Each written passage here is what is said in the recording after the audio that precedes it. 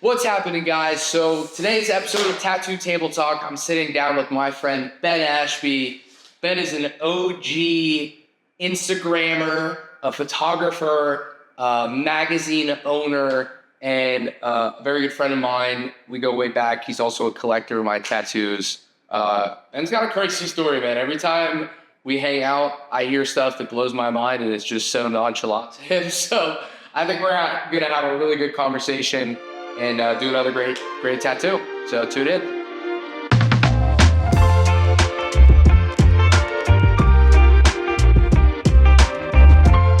All right, we are live here on Tattoo Table Talk, episode 5. I'm here with a very good friend of mine, Ben Ashby. Ben is one of the most creative people I've ever met. He won't boast about it, but he is. He's a photographer. He started a magazine when he was younger that's really substantial. And he's just a good friend of mine. And we're doing a really cool tattoo today. I'm also a collector of your work. And he's a collector of my work. And we're going to get into it, man. Ben and I go back way before I started tattooing, back whenever I was doing boots. Yeah, 9 years of friendship. So yeah, Ben, thanks for coming on the podcast and hanging out as usual. And then are we a first person? Yes, you are episode 5. Also, I might be a chance I was your first person here too. Okay. See, it's funny. Ben has every era of my tattooing. So the first place that I started tattooing was in Somerset. So what was that? 6 years ago?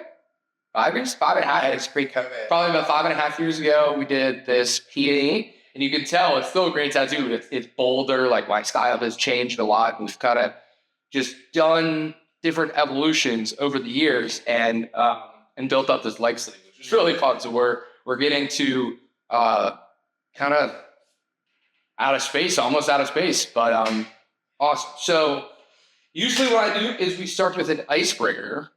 And I know that I've done a lot of your tattoos, but I was not your first tattoo. So icebreaker is, tell me about your first tattoo experience. I'm intentionally sitting here so it's hidden.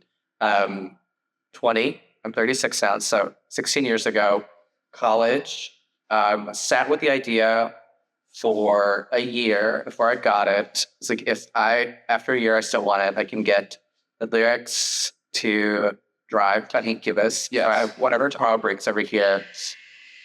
Lexington, Kentucky. I don't think the studio is there anymore. I have no idea who the guy was. Like, took my friends. One was my roommate, one was another friend, and I did it. Very little recollection of that day.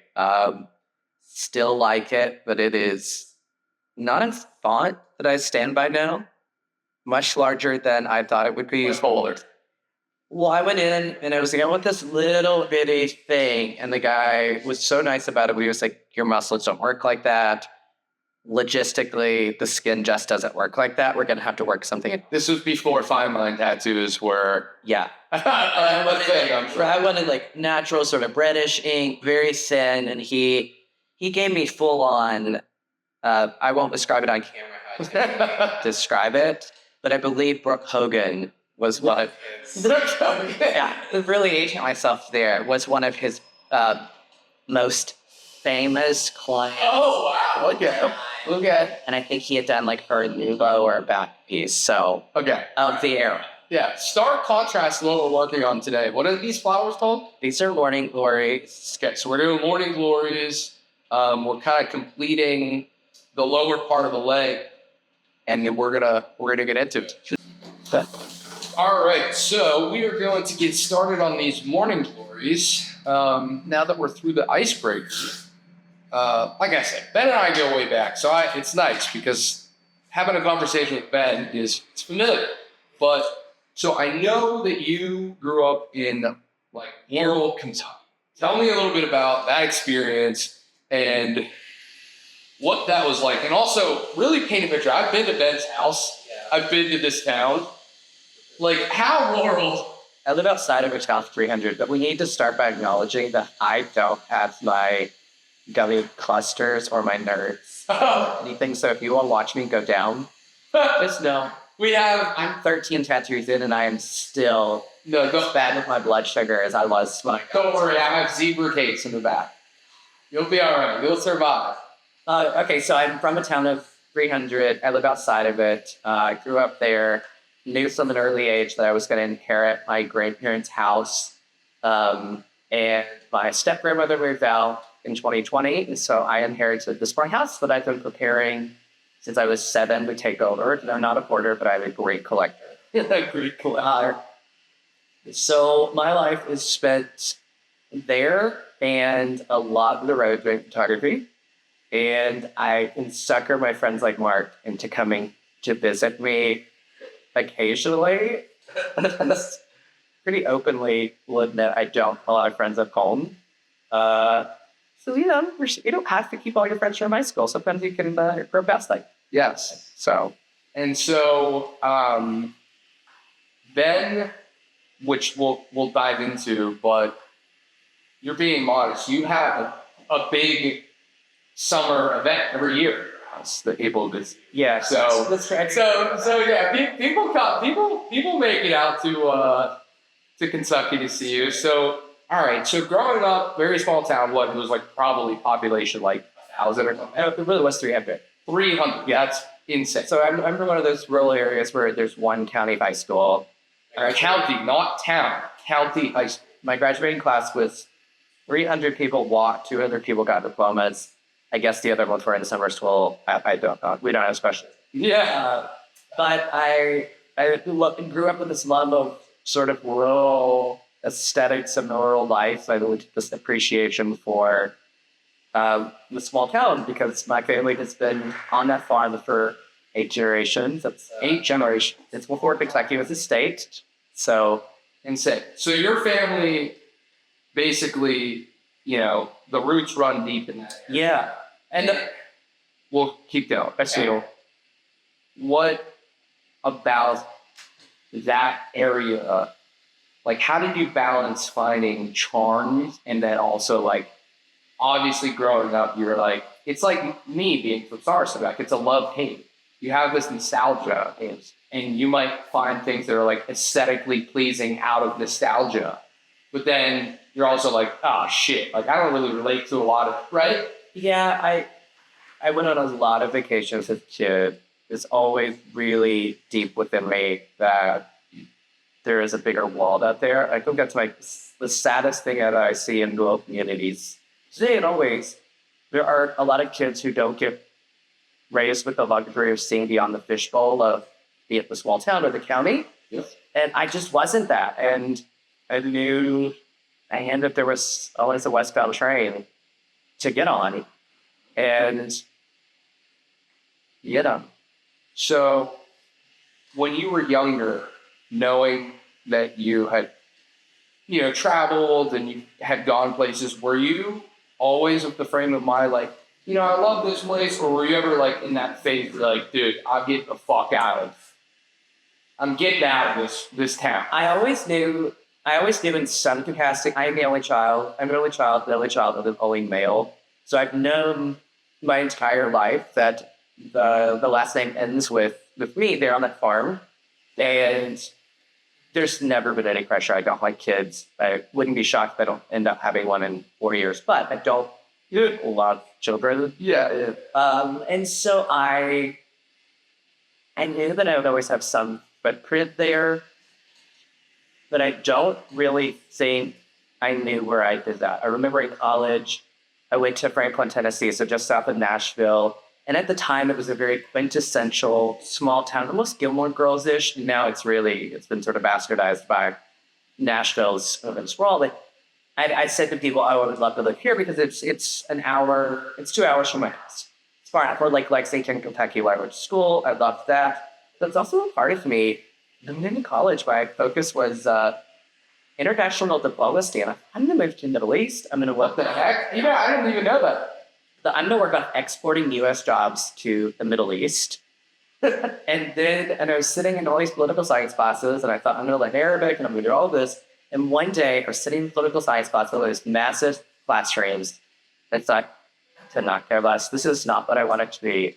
So I switched to the College of Ag, switched my major to rural development, and that felt right. And so I was, 18 and 19, I was in my dorm room. I'm an only child, so I really value my alone time. So I had a dorm room by myself, and I would create this like business plan, like in this binder of like, this is what I want to do. And the most intrinsic part of it was always, I want to have this footprint on the family farm. But that was right about the time that my dad sold the family farm. We knew we were keeping the house that I now own. My stepgrandmother lived there, and I knew I wanted it. I didn't want the European car. Right. So I decided I'm just going to follow this dream. And I've still got this binder. And if you go into my piano room in my house, it's in a drawer. And it's all from 2009, 2008, 9. And like, it's like, and I love it. And I'm really proud of it. And now, flash forward to 2026, I'll be standing in my garden, or I'll be standing in Anta thinking, oh, we're about to do another piece of that childhood dream, or that lonely freshman in college dreamed. And it's pretty surreal. And I love that. And one of my best friends was at my house a couple of weeks ago. We'll get to this at the very, very, very end of this conversation. I got a big book for 2027, and it's a gardening book, and he and I are co-authoring it. And so we're standing in my garden, we're plotting out, like, what's this going to look like?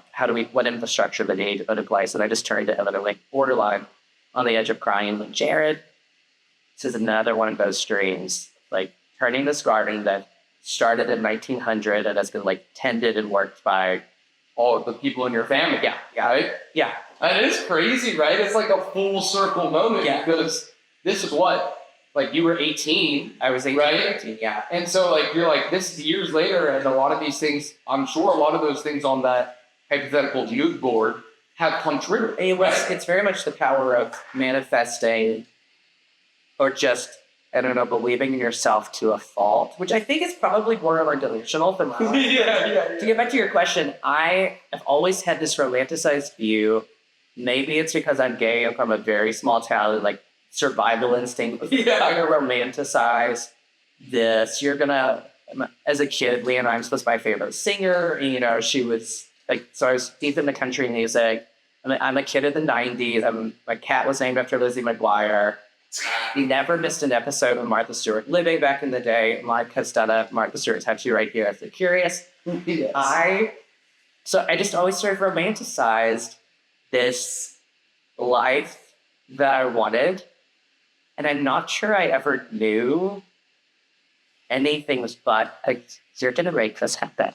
Yeah. You just like, it was like, call it delusional, but it was more than wishful thinking, because you were so invested in the concept of doing it that it was your reality, right? Yeah, and then I had that little blip about doing the Middle East and doing that sort of thing, and I really wanted to do politics for a long time. And there was the same sort of classes. There was probably that same political science class where I realized, wait, and this was the year Obama was elected, I think. And I was sitting there and I thought, politics doesn't make people's lives better. Change comes from the private sector for goodwill, and being a good person in day-to-day life. Yeah, absolutely, and giving back and just being a part of the community. And so I really quickly gave up on the idea of wanting to do politics. That was another reason to shift away from political science. And it's always been about a love of what can I do in a small town. And the biggest struggle that I've had with romanticizing my own small town, and I know Somerset, I know that you're very much from a Rust Belt community, so I know you get it. And there's that drive from West Virginia up to Somerset. I think you call that Kentucky. Kentucky. Yeah, there's a Tucky at the end of that for a reason. Yeah. Mark's hometown so much feels like mine. And I think that's probably why he and I became such fast friends, because I knew him in his origin story, and he has passion there.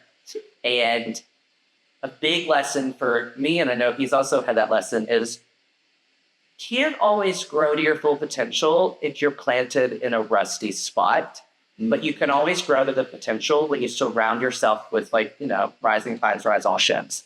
So for me, that's been a lot of time in the Hudson Valley or elsewhere, and then saying, I can give back to my community by hosting an event for 100 every September, where people come from all over the U.S. and England and Wales, all over it.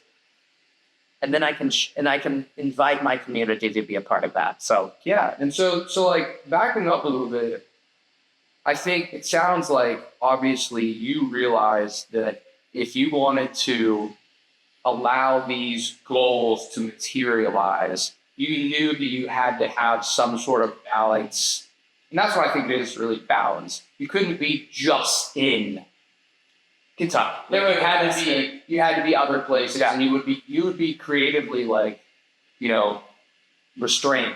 So for the people that don't know, so you were at University of Kentucky, and this is where you thought up of Folk Magazine? Well, so the catalyst for the brand was my friends and I. We'd go.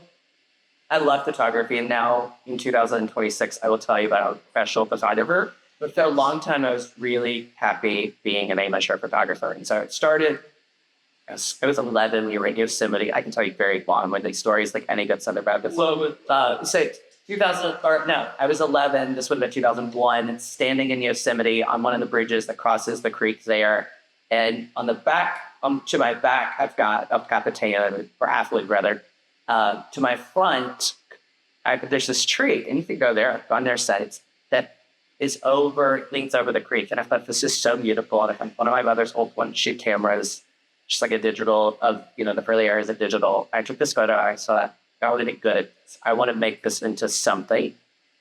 And so throughout those sort of trips, and on a lot of cruises, I would always have a point shoot. And then I got to college, and it was the Rebel. And my aunt and I would go every Friday, because I didn't have Friday classes. We would go to my county, and we'd take photos of, the forgotten American Gothic moments of barns and old houses. And I loved it. So we would do this in Lexington too, and there's a great Shaker Village there. There's England, horse racing. And Lexington is in probably the most beautiful part of Kentucky. And my friends and I, we would go do these photo adventures, and they would wear whatever, and I would practice with my Rebel, or I would probably still wouldn't shoot at the beginning of it. And we'd have these conversations of, like, what if we turned this into something? And This is why you're involved. Oh, yeah. I was a sophomore at the oldest. And I had loved, I grew up, subscribed to Martha Stewart Living when I was 11 in 2001, and I can still say the first issue that I picked up. And I loved country living, and I probably Southern living. And in high school, I always had House Beautiful and GQ and a little bit of AD, but I was more of an Eldertold girl. I loved print material. I loved there's a lot of business back end nuance to it, but I just love the idea of creating something that is long lasting rather than and this was also peak Tumblr era to a degree. So we were starting to see blogs that everything, and loved this old fashioned, again, it's romanticized, of course. But our original concept was, let's do a coffee table book on the state of Kentucky. And I had done some little things.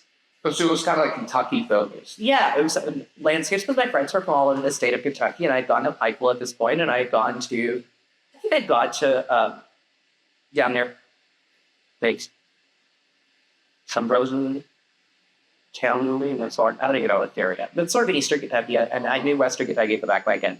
So I had printed in high school photos of my county on boards, uploaded photos in print books. Yeah. That was, it was fun, and I loved it, and we still have those.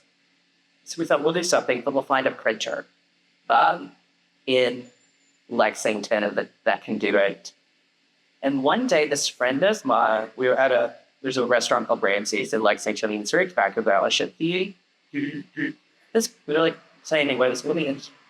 So I went to this printer in the north side of town, and here's your quote. Here's what you're doing. And they thought, oh, okay, so this is real. Yeah, And I was release a magazine. I was like, this is a number that we can do. And I'm going to look dead ass into the camera and say this. We were 21. Yeah. I would not recommend that. You should definitely be wild and reckless and be a 21-year-old at like bars and things. Don't start a business that's very quickly going to become international. You're a child. You are a fucking child. But we will rolling. And that was June of 2011. Okay. I think we went public on the first week of July of 2011. This is 15 years ago. We had this quote, this estimate from the printer, and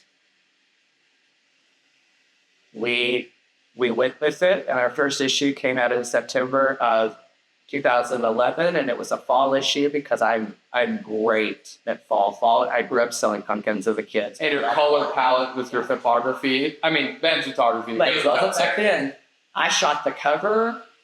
Okay. I should have the first issue here because I could show you. Think of 2011 photos. This is when everybody had bright orange filters. This is when still the era of the selfie where you're holding it up like the MySpace angle. You know what I was saying? Yeah. It was still that era. So I've got like angled photos. Nothing was on 90 degrees. It was all like slightly cockeyed, super oversaturated, but with like oranges and greens. And we ran with it. And I had a friend, or Stephen, who introduced me to the early American community in high school.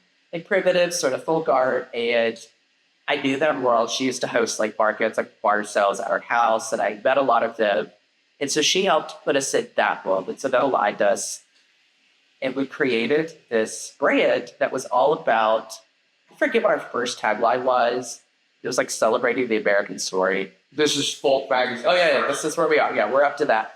So we built out an index, and we booked a trip to Seattle. I mean, we were brazenly bold, full on, not insane.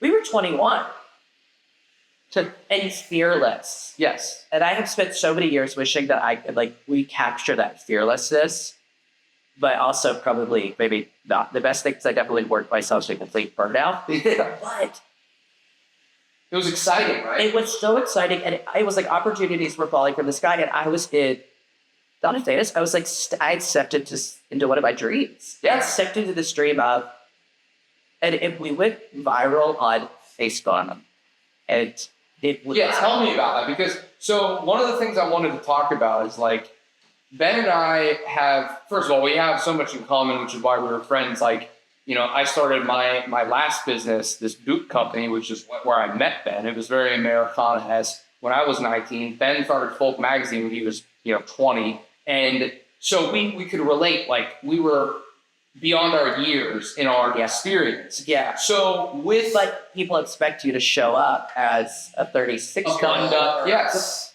With your 29? Yeah, 29. Yeah. Okay, you're still a child. They expect you to show up as like a 36-year-old or a 44-year-old, and you're just not.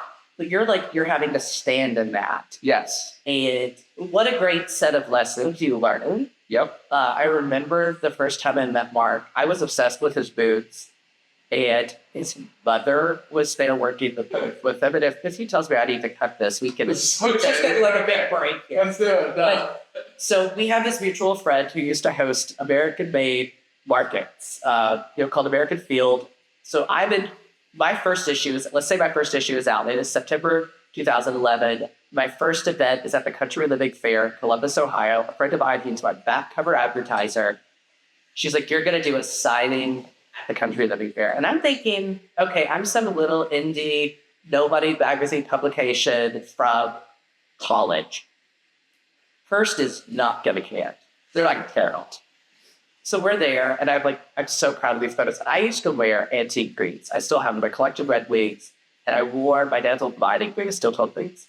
So by the time that Mark kind of had a really healthy boot collection, so I was really coveting his Shakes. But so I go to this. Our second event was in Boston. It was called American Field. This is still long before I met Mark, but the guy who introduced us, his name's also Mark. He has this brand called Ball and Buck, and they were toasting this American wine. But here I am in Boston, I think I'm being surrounded by adults. I come to find, Mark Bowman is not much older than I am. So we're all these kids, 21 up to probably 26, running this big American made that's it. And it was big. To be honest, too, it was kind of a big deal. American Field, shout out Mark Bowman. They did such a good job with the branding, and it was so that 2015 time where it was they would have Maker's Mark as a sponsor, and they would have they had the LL Bean booth. They had the LL Bean people there. It was just something that you wanted to go to as somebody who wanted to buy stuff, but you also just wanted to go there and just experience it. It was the original men's. It was the OG menswear influencers before you got to the TikTok or the Instagram version today. And so this was 2011, so we're just pre-Instagram too. So I don't even know how we found each other. Ursa Major just sent me a press box last week, and I was like, I have not seen Emily since one of those first events. My wallet that I still have over here, I bought it this first one. If you want to talk about children or babies making babies, that's the theme of our entire friendship of what the hell were we doing growing up so fast? Yeah. It's probably the title back because we're from small towns and we were bored. But okay, so years later, Mark Ball is having an event in either DC or Brooklyn. It was Brooklyn. Okay. It was Brooklyn.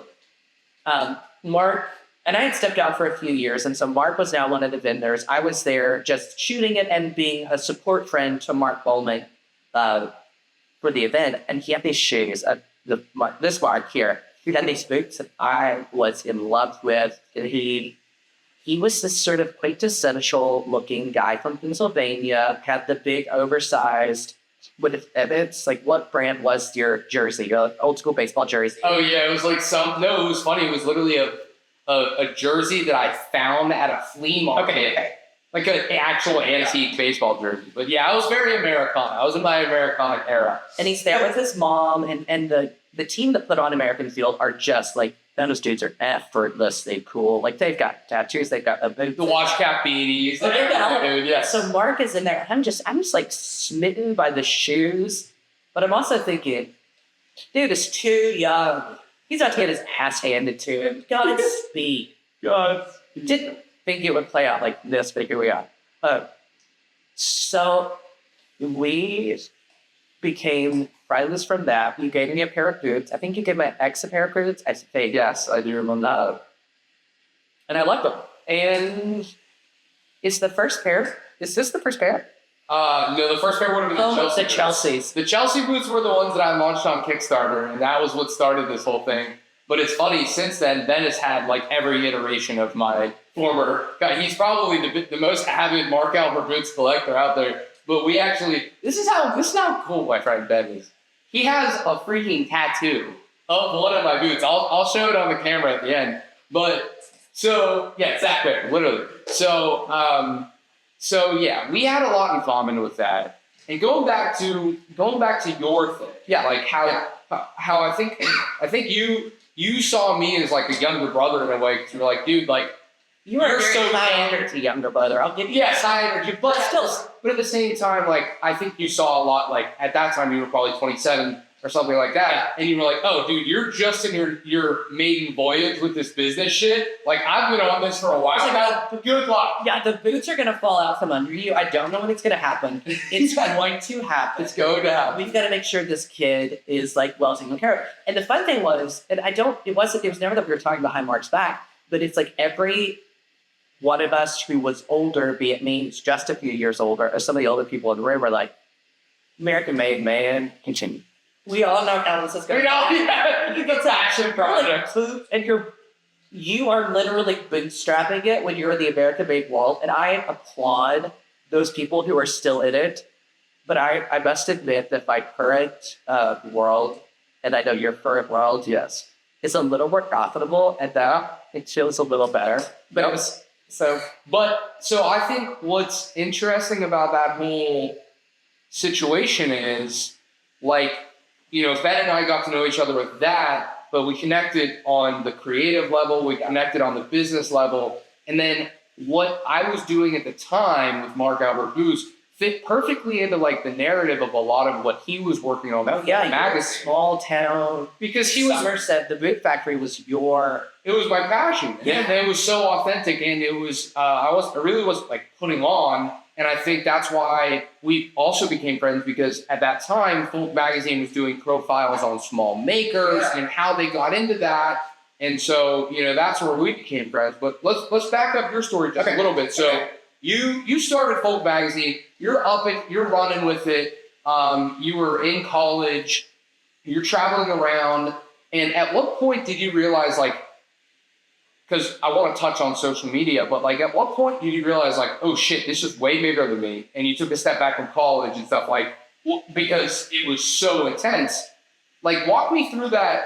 I don't know if it was 2011 or 2012, but for the record, Ben was like, Folk was like one of the pages that blew up on Instagram. OG Instagram. OG Instagram influencer, over 500,000 followers. And like, tell me about that one. Was it one moment where it was like, oh fuck, we're getting covered on this? Or how did that even happen? How did you go from college printing actual magazine to becoming? Okay. So 2011 was good. We did 2 issues. We were growing like hotcakes, like wildfire. I didn't have a clue what I was doing. I had a big team. Didn't have a clue what I was doing. I cannot underscore that up. Didn't have a clue what I was doing. Just seat in my pants, like, oh, I think I'm making the right decisions.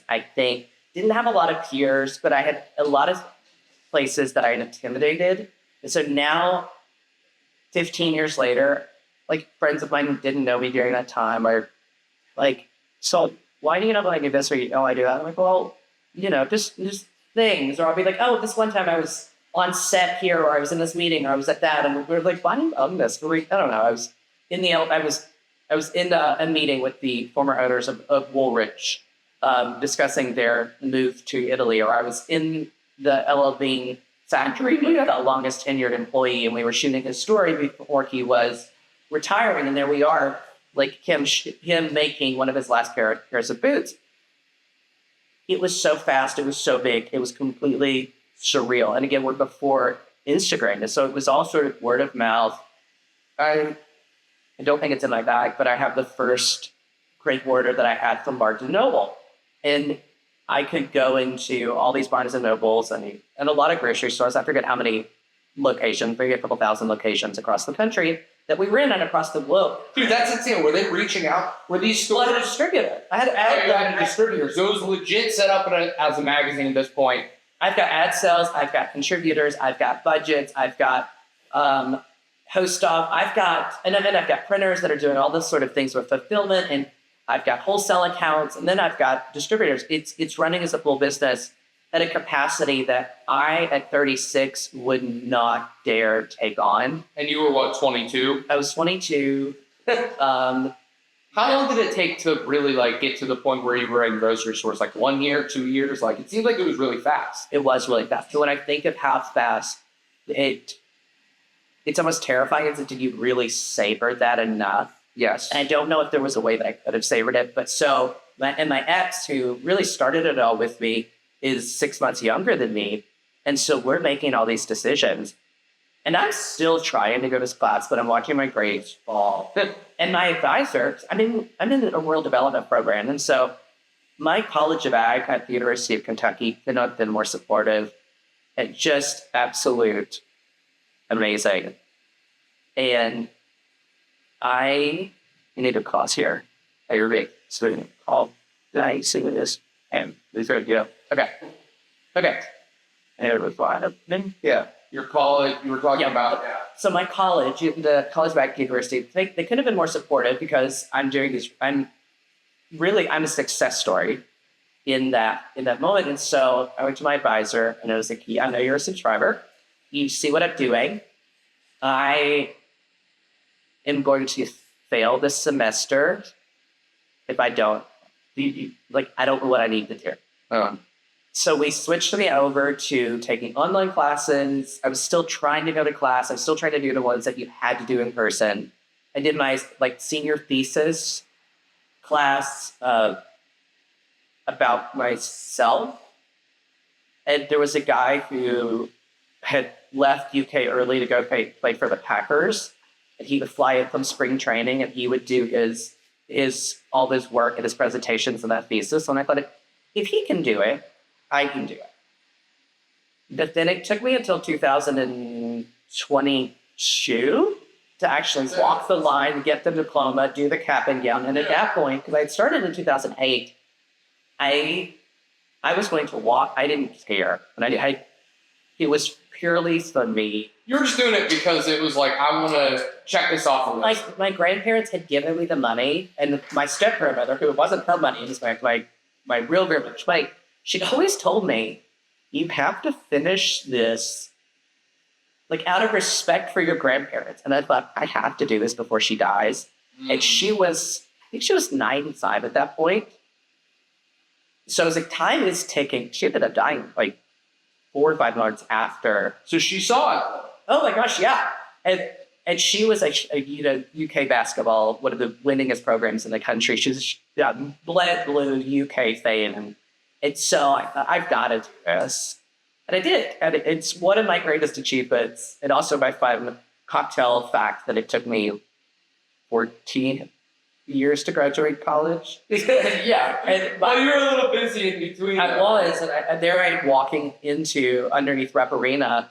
And the first person that checked me in, she was the receptionist at the time when I started. So she'd been there in 2008. She'd watched my entire journey. And she at least looked at each other and started crying. Oh, I'm in this. I could not care less that I walked with COVID kids. Yeah. The president of the university was talking about how hard it must have been to be a COVID kid. I couldn't relate to any of it, but I am here.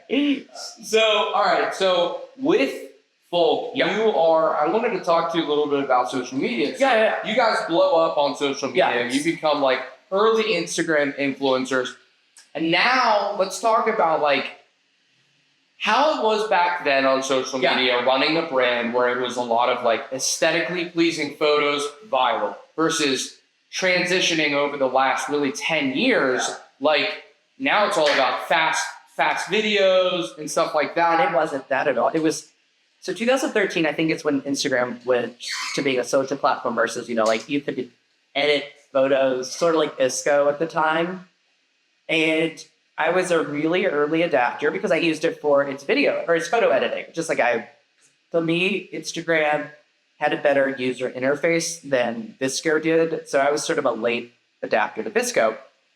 And we were doing a pivot as a brand for financial reasons to being more photography focused rather than small business focused. You can't get any money from it because small businesses are broke. And also, it's in the middle of that recession. Yeah. So it was just perfect timing, perfect place. And we were featuring tons of photographers. And a lot of them I knew organically because Instagram is so small. And there was one popular community, and it was the photographers of the Pacific Northwest. It was the PMW vibes, and there were a few other pockets. And this is back in the day when they had, and I'm going to butcher his name, I'm so sorry, but Jeffrey Gersall, who was that is so bad. That sounded so good to me. That is so not his last name. He is from Pennsylvania, the other end of the state. But he was the community person. He would go across the country and he would host meetups. And, people would come and they would shoot each other and they would have their balloons on strings and they'd have the props. And it was about building authentic, in-person, tangible community. Brilliant. And they would send these kits out, and they would have featured users, and they'd make the calendar of the featured users. And if you were a featured user, that meant you got recommended to all the new accounts. So you'd be on the Instagram account. I didn't know any of this. Oh yeah, none of this exists. It was in all of the earlier stuff. It was the equivalent of what your FYP is now. FYP, sorry. But you can tell I'm old.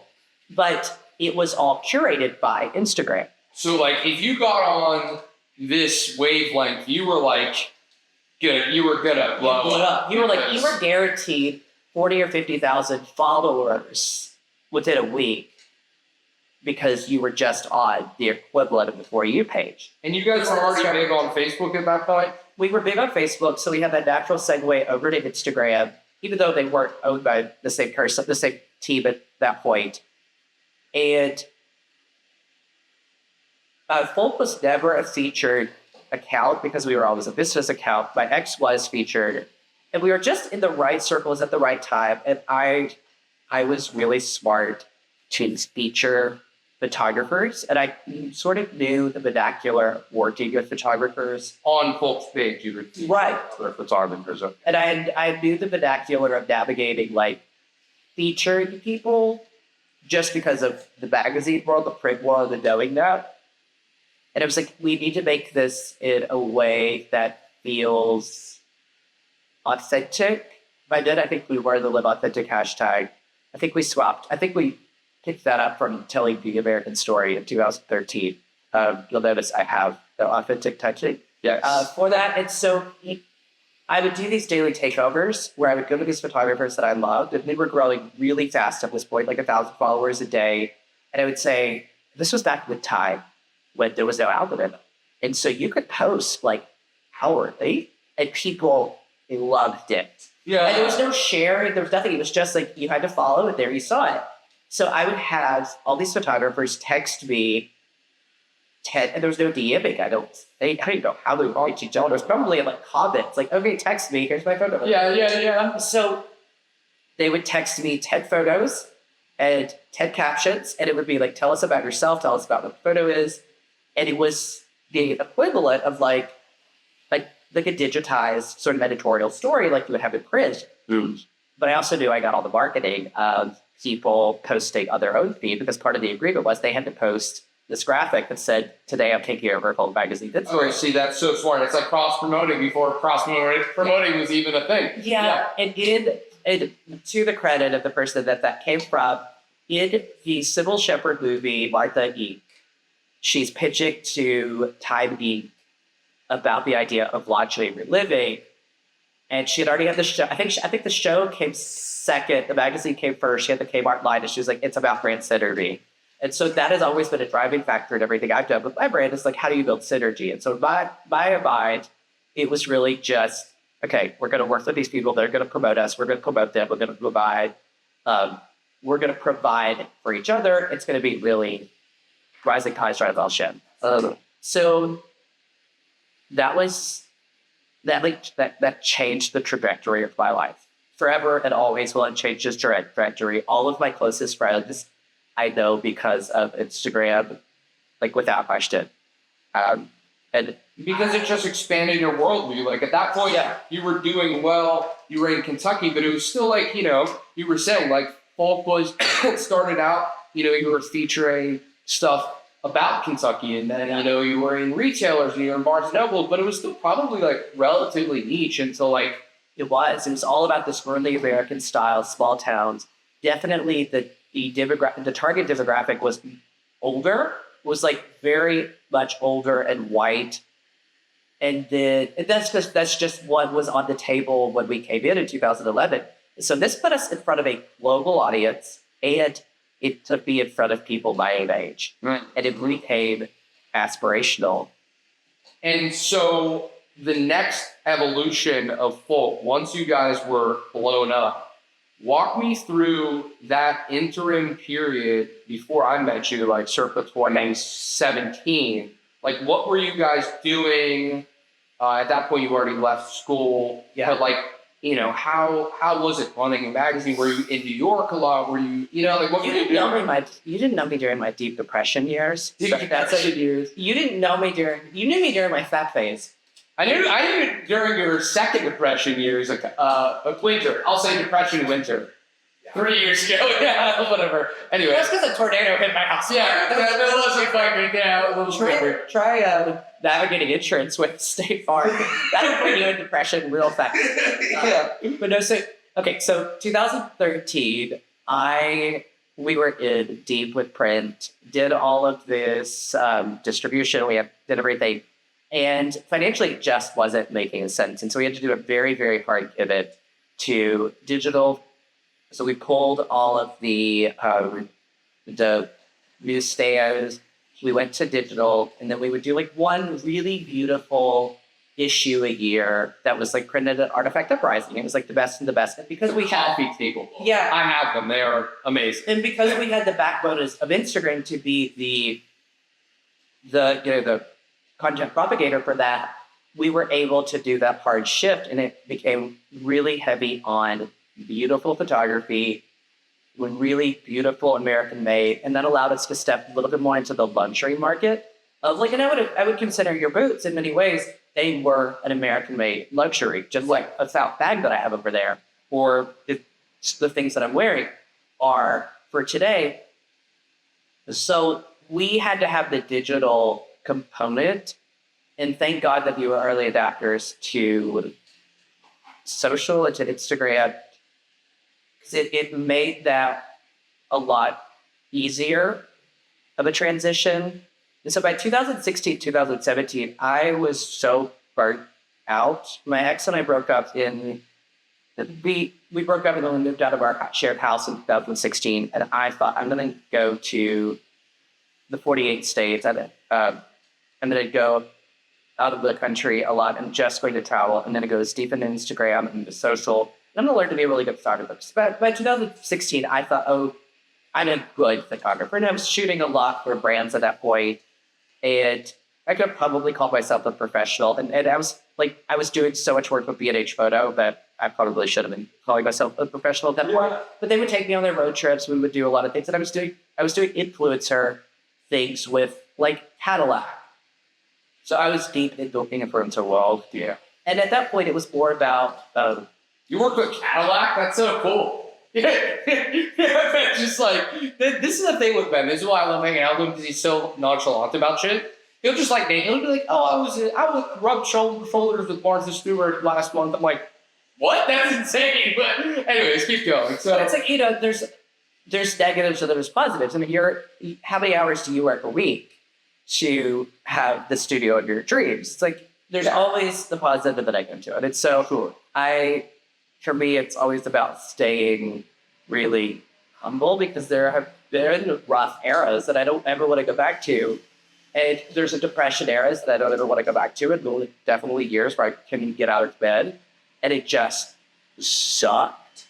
And so these days, I'm just really, really grateful for that, and that I get to share it with so many people. But there's nothing that intimidates me like the content creators of today. yes. And the idea, I so miss the era before the algorithm. I will be that person. I'm not, because I know there's so many broken records saying the same thing. But I miss the era before the algorithm. And I'll be in meetings, and they'll be talking about, the midswear influencers of today. I adore a lot of them, and I love following them. But they're having to do so much more work than we had to do back in the day as Instagrammers before the term of influencer. And I don't envy that. I don't envy that at all. Yeah. Even like with tattooing, it feels so crazy. Like everyone talks about fucking podcast. Yeah. That's good for business life. It's insane. Yeah, it is actually insane. Because like objectively, tattooing is already kind of like that's a full-time. Yeah, that's a full-time thing. And also, when you're as good as you are, it's more than enough. Yeah, but it's like you said, like it's that evolution now. Like we have such vastly, we've shrunken our attention span so much that it's like, I can post the most aesthetically pleasing, perfectly edited photo of my tattoo or anything really, and people right back. Oh yeah, and again, back in the day, 17,000 likes on a photo. Yeah, it was a flaw. It was a flaw. Occasionally, a 17,000 likes on a photo. The photographer from back in the day emailed me the other day, and so I sort of searched his username on Instagram, and a bunch of my old posts because he was one of the ones that would text me photos. And I loved it. It was so cool. Back when we're going back to 2013, 14, 15, every good Instagram photographer, I have the best Rolodex in my phone. It's gold. And they would all send me photos, and I would post the ones I love, and it was great. And I was searching his photos, and a lot of them, like if you just typed in his username, it pulled up a lot of the bullet points. Like, and looking at like 17,000 likes on a photo, or like, and I would see like 10,000 and thinking, oh, I remember when 10,000 likes on a photo was a flop. And now I'll go to like a Martha Stewart Living or Country Living or some sort of magazine that has 3.2 billion. One of those, I think Country Living has in the 1.2s or something billion followers. And if they get 1,000 likes on a picture, that's a success. Unbelievable. Yes, it is crazy how that's shifted. Like I used to, even with Mark Albert Boots, 2018, 2019, I would be like, I get like 1,000 likes on a photo that was like doing pretty well. I don't know, I had like 20,000 followers with that account. Now it's like, I have a lot more actual engagement with my tattoo page, but I probably get like, on a good post, like I had one that went viral, got like 50,000 likes, but aside from that, I'm like, get like 200 likes. Oh, yeah. And I'm like, that's like, you know, with 12,000 followers, that's like a small, very small. I don't want to start doing the fractions on that. It just gets depressing. It gets depressing. Especially if you've been in the game a while. You're like, It's like, oh. If I, on my personal one, which I think I have like 4,000 followers, and I don't really ever look at that number, but I'm like, okay, can I get 20 likes on a photo? Well, I guess that's good, but my friends will watch me. Because I'm being a smart ass to my best friend. So you like walk in the rain, and it's like, oh, look, Martha's hawking Miracle Grow something. And I don't even know what product it was. And I go, because, yeah, I see you've already liked it, which, yeah, whatever. But then they'll watch me. And I still am from the era of, like, I will double tap everything because I'm like, rising tides rise all ships. Yeah, I've got to support my friends. And then now I really have to be careful of, like, what I've double tapped on. Yep. But then you watch other people and nobody taps anymore. And it's just it's the act of scrolling. And I do the same mindless swiping on Tinder. It's just, I'm flicking to the left. Yeah, to the left. Yeah. Never right. Always to the left, just flicking. And it's the same way I'm scrolling on Instagram. And even the best friends, I'm not consuming their content. I have to make a point to look them up because they won't even come up anymore, Like, dude. It's literally fucking crazy. Like the people that I want to see their shit, like I'm constantly going through and like putting it in my algorithm, like what do you like content preferences or whatever? I'll be like tattoos, fitness, whatever it is, and it's like I still somehow get sucked into like the viral media algorithm where it's just like rain, and I'm like, what the hell am I doing? Yeah. It's so weird. Shit your pants reels do you need? Because that's my Tiger algorithm. It's Mahjong, hot dogs, and shitting your pants. And I don't know what that says about Mahjong, Yeah. hot dogs, and shitting your pants. So Alex gets the hot dogs, Brett gets the Mahjong, and Tyler, hi Tyler, gets the shitting your pants ones. So, but meanwhile, if I want to see Tyler's posts, I have to literally type in Bluegrass Market on his username so I can support one of my best friends. Like, I hate that, but Right. So basically, you said like you went through a little phase where you guys had already blown up. Yeah. You weren't feeling very fulfilled. You were feeling pretty burnt out, and I think this is what started like the Ben really regularly traveling era. Right? Would I be correct in assuming that like this guy literally drives and travels more than anyone I've ever met in my life. Like he'll be like long haul trucker. It's so basic. yes, dude. Every weekend, literally, I'll be like, Ben, like, let's do this podcast. He's like, well, I'll be in New York City this weekend. The next week, I'm going to be in St. Louis. And then I'm going to Seattle the week after. It's like literally nonstop road show. So I've been gone a week. I started the week in the office in Birmingham, drove from Birmingham to have dinner with the friend who has the other boot on his leg in Atlanta to the best friend there in Asheville to Pittsburgh to Columbus, and then I'll be home with mom. And that's pretty much standard for me. But I get, taking it all back to the first minute of this podcast, I live outside of a town of 300, and I love Mahjong. I love it so much, but that's about the only social activity I have at home. So my friends live elsewhere, and the luxury of this job is I do get to travel a lot. And I should have and try not to complain about it. But I inherited the house on the farm in 2020, right around the same time as COVID, which was really fortuitous. My second ex and I broke up at the end of 2020 in December. He was ready to move into the Upper East Side. I was ready to move to the Far. Were you living in New York at that time? It was in New Jersey. It was right across the GWB from the city. It's where he had lived before we met, and then I just moved in with him. And so So there was a period when you were out of, like, what time did you leave Kentucky and start, like, move to New York? So that was 17, 18, 19, and 20. Okay.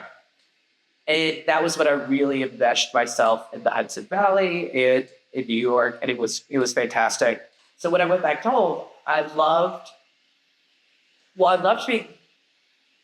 being single, and I had come out of the depression, and it just felt like I was a new person. They called me Happy Ben during that time. And this is great putting out a garden and hosting and just really, turning this childhood fantasy of owning this house and collecting furniture since I was 7 from where I could go in the house into the house being mine. That I could do anything I wanted. And I took the money that I did paying rent in New Jersey and thought, okay, this is X amount of money every month. I can put that into upgrades or whatever. And we tattooed the house on the back of his leg for the record, so it is memorialized. And so then a year in, a tornado. This is 2019? No, this is 2021. So I remember this whole period. So I did home for a year. Longest tornado in U.S. history hit the farm. My house, I had to have a new porch. My house was fine, but all of my outbuildings were gone. My childhood house, which was on the same farm, destroyed. And then it takes about 2 years with insurance for rebuilding and submitting receipts and doing everything. And so because it was the longest tornado in U.S. history, it was a massive natural disaster. And it hit my county really hard. So there was a really limited number of builders and contractors and just all of that. Plus, this was still technically during the COVID things, and we had all of inflation and everything. So that led to a lot of travel. I thought, I need to be at prettier places. I don't need to be looking at my destroyed childhood house or bedroom window. I don't need to be doing all this. One of my friends was living in LA, and he moved to Portland, and I'm like, okay, Mark, because I have a lot of marks in my life. A lot of marks. I said, Mark, I'm going to fly out to you. Whatever I want, I'll pay for us to go up the Pacific Coast Highway. I'll pay for this. And he would always be the driver on the East Coast, and then on the West Coast, on the East Coast, I would be the driver. On the West Coast, he would be the driver. It was great. Met my friend Jared, who lives in upstate New York. I just sort of played to myself with his guestry. And he was like, Jared, you are the best friend that I never realized would be so similar to me, which means desperately needs ADHD medication. He did that. And he introduced me to the Shaker Village up there, and I've already mentioned how much I love the one in Kentucky. This kid gets early American. He gets the stuff that originally ignited my love of gold back in 2011. And I just being there in the Hudson Valley reignited this love that I had of a business that I had started 10 and 11 years before that. And it brought me back to life, far more life than Happy Ben had the year before, just because he had a garden put out. So I also was working on the book at that point. I had my first book deal. Yeah, let's talk about that. At this point, what was Folk doing? You guys pulled out a print a while before that. Yeah. You were still doing a lot of, still has the social media presence. Yeah. You put out products for a while. So my idea was always that I'm going to keep the social alive. My ex Ethan would always call it, he would always say that I was in my dormant phase, mid as a copy of that. I have this brand, I don't really know what I want to do with it. Really met a whole team. I think during that time I had a social media assistant. And sorry, we have somebody absolutely just it makes me feel very separate. Just bumping. Okay, so anyways. Yeah. So I had a very minimal team. I had a social media assistant who would keep all of the posting active. And I could have been doing so much more. I didn't have the heart for it at that point. So it made sense to sort of do the bare minimum with a little bit of fencing around. It's a placeholder. I'll come back to it. Yeah. With my personal passion. And I think that's probably the biggest lesson that I've learned about being a small business owner. You can't phone it in. And sometimes you have to completely step away, especially when you've built a business that is your dream, sometimes it's okay to step away from it and just sort of rediscover yourself. And that's what I had to do. And then in the last 3 years, I almost want you to say that again when this fucking guy leaves because that was really good. Yeah. And I'm just like, it's just, yeah, we'll take a 5-second break here. Fucking Southside, man. All right, this guy left. So basically, you were talking about during this period, you're traveling around a lot. Yeah. You're really just enjoying getting content Yeah. and just kind of falling in love with like creating again. yeah, And focus kind of just, it's there, it's a placeholder, like you said, but like you weren't really focused on, you didn't know what was going to happen. no, it allowed me to do what I wanted to do. It made me enough money as an influencer that I could keep my life. I had this book deal at a publisher out of Europe had come to me in 2020. And we want to do a book about your move. And the book is called Escape to the Country. And it's about the idea of moving from the city to a rural area. So the book features, I think, like 18 of my friends from all across the country who have done similar. Some of them, there's my friends Jenna Micah, they left New York City after 9/11. There's another lady who Jenna introduced me to who left New York City in the 90s and now is a flower farm owner in the Western Catskills. It is wildly successful. It has this beautiful life as a flower farmer. After having been in New York City for a long time, and Jenna Micah has this beautiful small town life. They're 45 minutes to an hour north of the city. And then I also had friends who really dove into being either homesteaders or whatever. So I shot that. I have really bad imposter syndrome at times. And so my fear with the book was it's not going to be good enough because I knew I was going to write every word and I was going to shoot all photos of things. And I turned my feet out so bad. I remember this. I would come to get tattoos and Mark would have to be like, you have to be writing, you have to be writing. And my friend Justin, who I worked with, we were on one of the big shooting trips when we came here. And when Justin was getting his boot, I would sit at my laptop on the floor, pretending to type copy to get, and I was so far past the deadline. Because they were like, at that point, they were like, all right, we want this amount of pages. Like, how does that work when you're writing a book? Like, do they say, like, we want this amount of pages a month? Like, how do they set a timeline? Well, this was really atypical because typically when you do a book, you have to find the publisher, you have to create a package, you have to go through a book agent, you have to do a lot of things. And now as I'm navigating book number 2, I'm very naively having to say to my new publisher, I don't actually know how this works because the last time the publisher just pestered me until I was like, yes, and then they created this beautiful book. So I'm so glad that they pestered me so much. But it was, I think there were deadlines. I think there were chapters due at specific times. I don't necessarily know if I followed all of this. And I do very specifically remember sending an email the week after the tornado saying, and it was very colorful. And I said, you're going to have to give me extra time because the only thing I can say about moving from a city to a small town is why the fuck would you want to do that? You're like, dude, I was like, my house just got hit by a tornado. I don't know what to say. So they gave me a year extension, and I definitely use every day. But I love book. So that was like a lifestyle book that came out a few years ago. Yeah. And what was that called? It was Escape to the Country. Escape to the Country. And I love it. I think my second book and third book will be so much easier to shoot on my call this afternoon of what we're having to, put in. When I have to get done before my co-writer comes to my house in a few weeks to start because it's a gardening guide. Start putting up the garden for the year. And I'm like, okay, you learned your lesson from that first book, but also you don't have the imposter syndrome anymore. You've your work is really fucking good. So you're just going to nail it. Yeah. I love that feeling. But the thing that I was saying with the car, during that time, I've had a lot of problems with burnout and depression. It's like sometimes as a small business owner, it's really important to understand you can step away. That sometimes means putting your business on pause, especially if your business is built on a dream.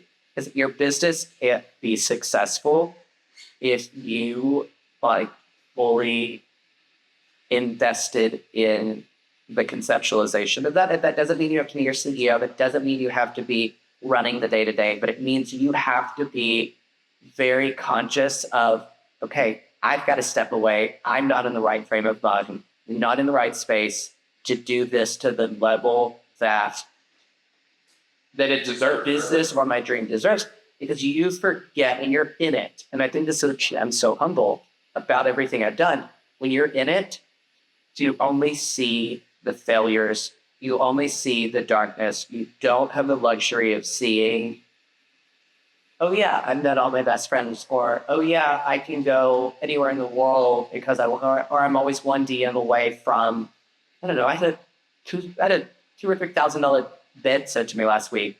The brand wanted me to be a gift. I had a new $2,000 duffel bag to take to Scotland because a brand wanted me to take a photo of it. It's hard to remember that when you're like, I failed, I fucking failed. I don't know what to do to see beyond that. And I've seen so many of my friends who are in business who have been in those exact shoes.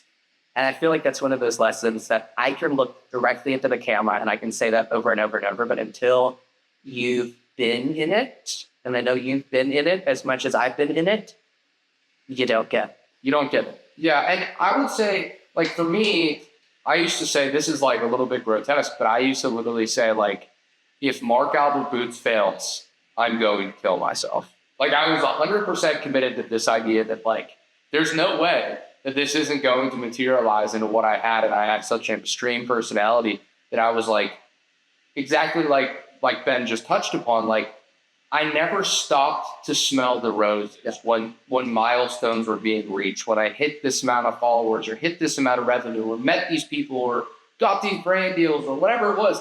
I never was nearly as over the moon or just really even took a step back to take it in. So I guess that segues into a really good question. Like, for you, creatively, when you're going through burnout, for anybody out there that is a business owner and also a very creative person, like, what are some of the things that you do to pull yourself out when you put your business on pause? Like, you know, what advice would you have if you're feeling that way? Like, you're feeling stuck. You have to let yourself feel it. You can't be there phoning it in. It's not going to work. And everybody's going to know. And, you know, this thing they say with so much with content these days, that influencers and all of that, and businesses, take social media out of it. People want to connect with authentic businesses. They want to know that the people behind the business they're investing in, be it a $2,000 Birka bag or $6 caramels, are being made like people that give a thought. If you need to step away, if you need to pause, to give a thought, you've got to do it. You've got to do it. I get it. And that's another thing too with like the content train and just in general. It's so obvious when things are forced. Yeah. I'm still learning that. You go back to my Instagram reels from 2 years ago.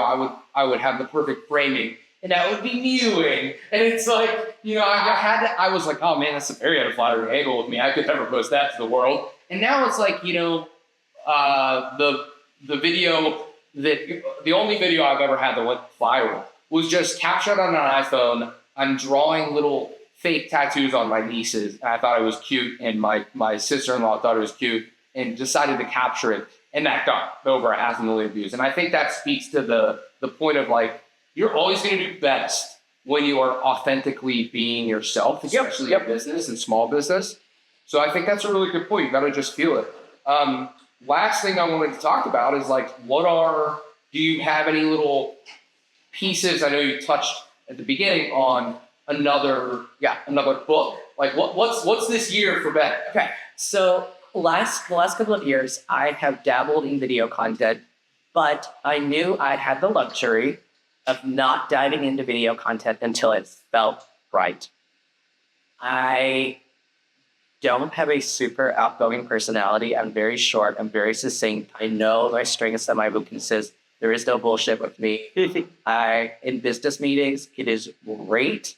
Being charismatic on camera is not my strongest suit. I can do it. I'm great at it. I don't enjoy it. And so I thought, I don't want to do video until I can do it my own way. And last year, I started doing video. So I travel and some of the brands I work with, and I have a studio at my house. And so I have all this infrastructure set up. And I really do enjoy it. And so there's going to be a lot more video content this year. Big challenge for myself with the video content is how do you balance the super professional shot with a video editing team versus that candid stuff that I actually genuinely loathe. Yes. Because I'm old school. I don't want there to be smoke and mirrors. I want it to be very authentic, but I'm so romanticized with aesthetic. It's got to be beautiful. And my friends will tell you I eat more gas station hot dogs than anybody they've ever met. It's so unhealthy. I know it. Don't at me. I stayed in the Best Western. I was in meetings at Birmingham this week, and I stayed in the Best Western rather than, the super trendy. You are not a snob, is what you're saying. No, and I love the highs and the lows, and I love it, and I will forever be that person, but I don't show that person.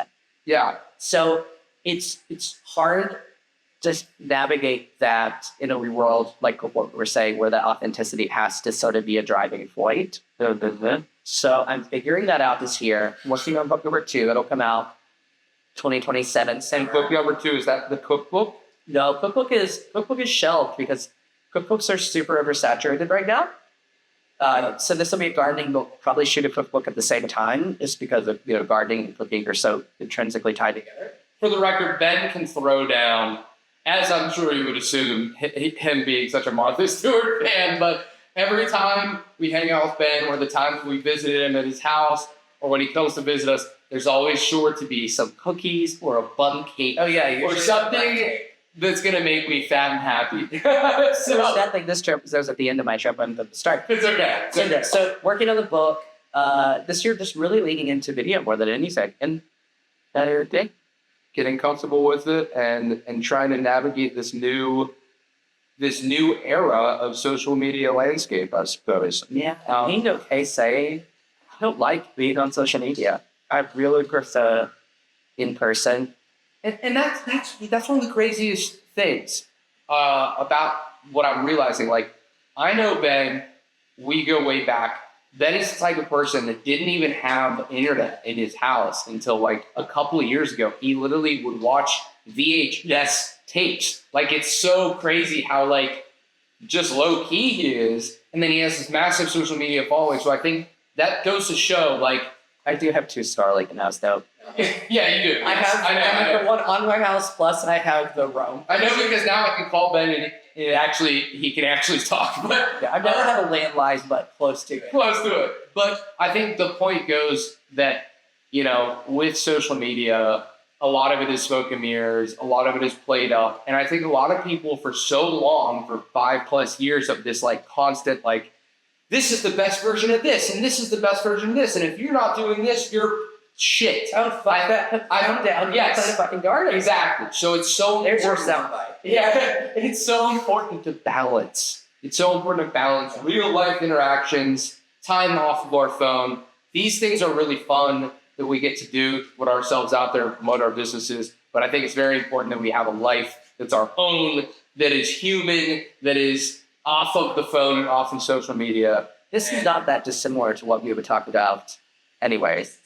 Yeah, no, really. So, been a freaking awesome conversation, Ben. Thank you. We're going to knock out the rest of this tattoo. We never even talked about this leg, and like this, the whole point is like, it's an homage to my life in the country. So this is a morning glory. Okay. Yes.